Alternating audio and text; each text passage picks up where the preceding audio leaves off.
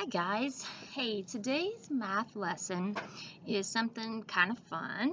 Many of you have been asking about how to do the old-fashioned way of adding numbers. So I thought today we would practice doing the old-fashioned way. I think many of your parents will be happy to know that you are learning how to do this because we have learned all kinds of ways to add numbers. We will pull numbers apart, like 36 would be pulled apart into 30 and 6, and 27 would be 20 and 7.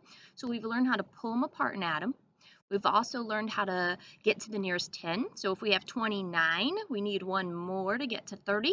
So we plus 1 on this side, we minus 1 on this side, and that's how we get to the nearest 10. So you've learned that way. You've learned how to use number lines. You've learned all these cool ways.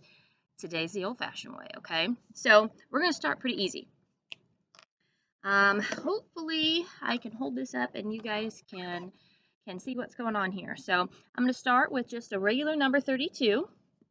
Well, actually I need to start with a marker that works, so hold on. Let's switch to this one, okay? 32. And I'm going to add 43. Okay, so this is what it looks like. When you add the old-fashioned way, it's kind of opposite of what we've learned, okay? We're going to pretend like there's a little line right between there. These are our 1s, these are our 10s, okay? So this is really 30 and 2, okay? But you're going to start backwards. You're going to start on this side and go this way. When we read this direction. When you add the old-fashioned way, it goes backwards, okay? So I'm just going to add these two numbers. 2 plus 3 makes 5, and 3 plus 4 makes 7. So 32 plus 43 is 75. All you're doing is adding the numbers down on this side and then add the numbers down on this side. Okay, let's try another one. All right, now we have 63 plus 24. Let's give this one a go. Okay, imagine there's this little dividing line here, and you add your ones first. 3 plus 4 makes 7, and 6 plus 2 makes 8. So 63 plus 24 is 87. Okay, pretty easy. Now, it's not always going to be that easy, though.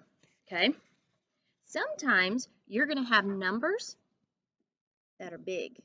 Okay, so if we have 47 plus 28, imagine that line there.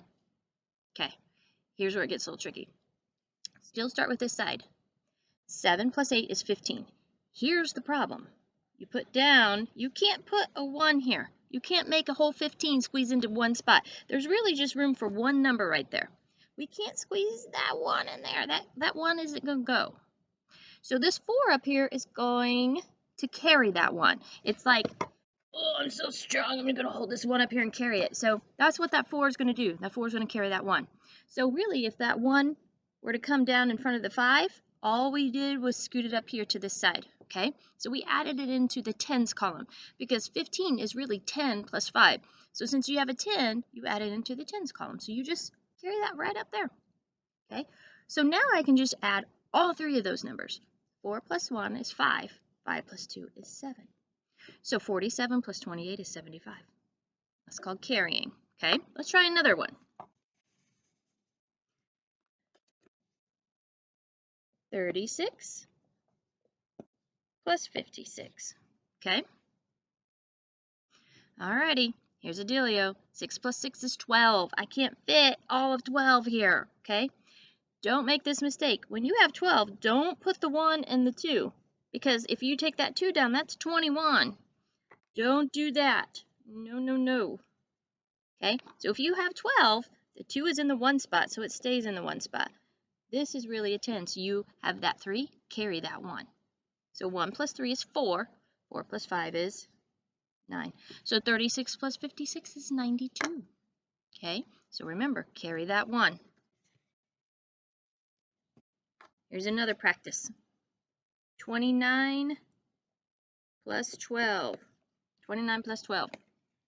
Okay, I'm going to try it without drawing that line. Okay, if you like the line, draw the line. 9 plus 2 is 11. I'm going to put down my 1, and I'm going to carry my 10 into the 10s. So that 2 is going to carry that 1 up there. So 2 plus 1 is 3. 3 plus 1 is 4. 41.